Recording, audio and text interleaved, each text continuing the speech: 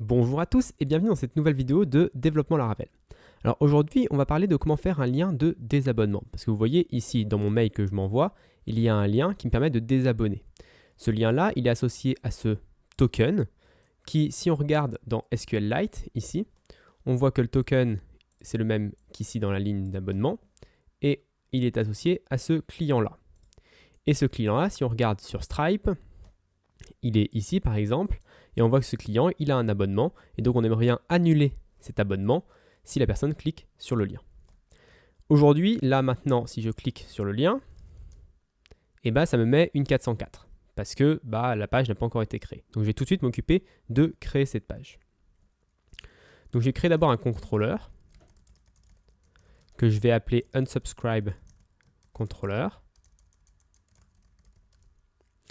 Et ensuite, je vais créer une route. Donc si je vais dans route web.php, ici ce sera une route de type get. Alors pourquoi une route de type get? Parce que ça va être envoyé par mail, donc si la personne clique sur le lien, ça fera une requête de type get, qui sera /unsubscribe slash le token qu'on nous a envoyé. Et ici, ça va appeler le unsubscribe controller que je viens juste de créer. Pourquoi ce lien-là? C'est celui que j'ai défini dans subscription ici. Donc là, /unsubscribe token. Maintenant, si je vais dans mon nouveau contrôleur unsubscribe controller, je vais créer une fonction invoke. Et dans cette fonction-là, je vais pouvoir faire un petit DD juste pour montrer que ça fonctionne bien. Donc si je retourne ici et que je réactualise la page, j'obtiens bien unsubscribe.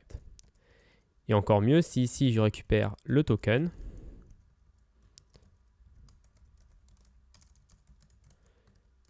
et que je renvoie, j'obtiens bien le token ici. Donc avec ce token, qu'est-ce que je peux faire? Avec ce token, je peux récupérer la ligne ici qu'on avait dans SQL, cette ligne-là, donc cette subscription-là. Donc comment je la récupère? Tout simplement en utilisant subscription, le modèle que je vais importer, donc pas le Stripe, le app subscription. Et je vais dire where unsubscribe token est équivalent à ce qu'on m'a passé dans $token. Et je vais récupérer la première ligne qui correspond, or fail, pour dire à Laravel que si tu tombes sur aucune ligne, et dans ce cas-là, tu peux l'envoyer une 404. Donc là, j'ai récupéré la subscription. Et si je fais un DD de subscription, normalement, ça devrait m'afficher la bonne subscription, donc avec les attributs qui vont bien, qui correspondent. Par exemple, on voit bien le montant ici qui est à 12. Maintenant, ça, c'est pas ça qui m'intéresse. Moi, ce qui m'intéresse, c'est la subscription de Stripe. Parce que la subscription locale, je ne peux pas en faire grand-chose. C'est Stripe qui fait les prélèvements de chaque mois. Donc, c'est à Stripe qu'il faut que je dise d'annuler l'abonnement. Donc, comment on va faire ça? Je vais aller dans l'API de Stripe, donc stripe.com/docs. Donc, ça, on tombe sur la documentation et on peut aller dans API Reference, ici. Et dans API Reference, si je choisis ici PHP, parce que moi je fais du PHP, comme ça on aura les exemples dans le bon langage. Et que je descends un petit peu, on va dans l'onglet Subscriptions. Et comment on récupère une subscription avec Retrieve a subscription. Donc ici, on nous explique que pour retrieve une subscription, il faut qu'on utilise l'identifiant de la subscription. Sauf que nous, on ne l'a pas. On a fait la décision d'enregistrer l'identifiant du client. Et on aurait pu, d'ailleurs, ça aurait été plus intelligent d'enregistrer directement l'identifiant de la subscription, vu qu'on s'en fiche un petit peu du client dans cette application-là. Mais bon, actuellement, on n'a pas la subscription, donc on peut aller peut-être dans List Subscription, qui pourra peut-être nous aider. Et là, on voit que dans List Subscriptions, on peut récupérer tous les abonnements qui correspondent à un client. Donc l'option Customer, qui nous permet de définir l'idée du Customer, où on veut récupérer toutes les subscriptions tous les abonnements de ce client. Donc comment ça fonctionne? On utilise Subscription All, ici, et dans un tableau, on lui passe tous les paramètres. Donc là, ils ont mis dans l'exemple limite 3. Donc on voit que limite est ici. Mais nous, ce qu'on va utiliser, c'est Customer, flèche, l'identifiant du client. Donc si je reviens sur mon code ici et que je copie-colle l'exemple. Il faut quand même que je le copie-colle. Donc nous, ce ne sera pas limite. Alors déjà, on ne va pas utiliser, ça ne va pas être limite, ça va être Customer. Et ça ne va pas être 3, ça va être l'identifiant du client. Si on revient sur SQLite, l'identifiant du client, il est situé ici. Et c'est dans Stripe_ID.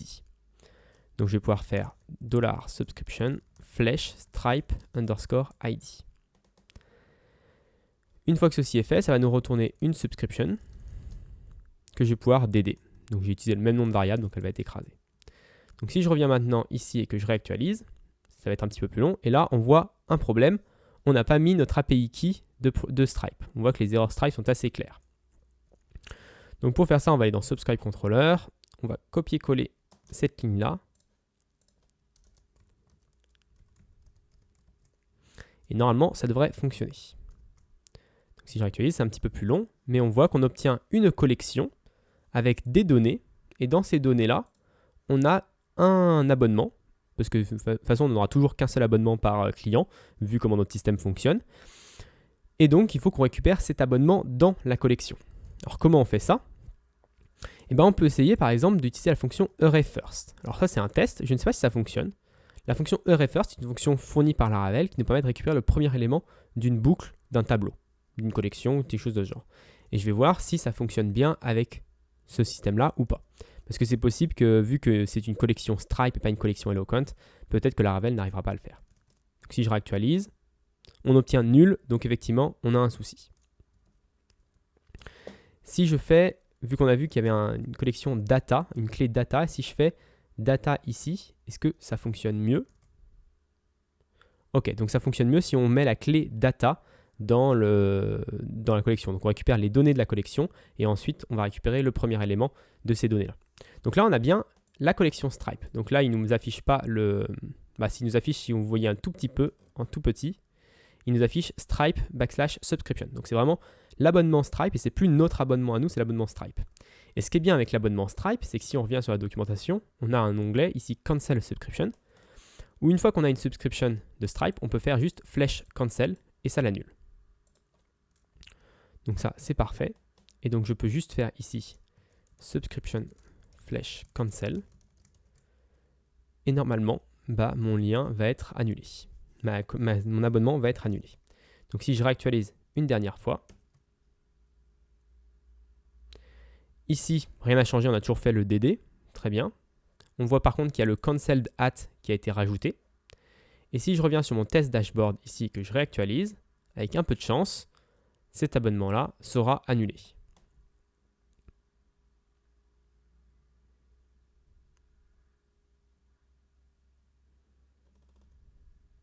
Donc on voit qu'il n'y a plus de facture. Et où est-ce qu'il nous le marque? Il a été fini le 4 avril 2018. Et on voit ici d'ailleurs que c'est marqué cancelled. Ce n'est pas très très lisible, mais en tout cas on voit que l'abonnement a bien été annulé. Donc notre lien de désabonnement fonctionne. Il y a quand même pas mal de choses qu'on pourrait revoir, parce que par exemple, on n'indique pas dans notre base de données, là si je refais SQLite, si je refais un select all, il n'y a rien qui a changé, donc il n'y a pas eu de suppression à ce niveau-là. Donc c'est quelque chose peut-être à voir, à améliorer. De plus, ici, on répète 2 fois le set API key dans Subscribe Controller et dans Unsubscribe Controller, donc peut-être qu'il faudra extraire. Cette ligne-là, elle n'est pas très jolie, elle est un petit peu lourde, on va dire, pour récupérer tous les abonnements. Cette ligne-là également, elle n'est pas forcément super lisible. On fait une requête SQL, on pourrait peut-être utiliser une fonction statique. Et il nous manque également les retours, parce que pour l'instant, le client, il voit juste un DD de subscription, donc il faudra qu'on améliore ce truc-là. J'espère que cette vidéo vous aura plu. Si elle vous a plu, n'hésitez pas à vous abonner et à la partager. Et moi, je vous donne rendez-vous la semaine prochaine pour une autre vidéo de Laravel Développement.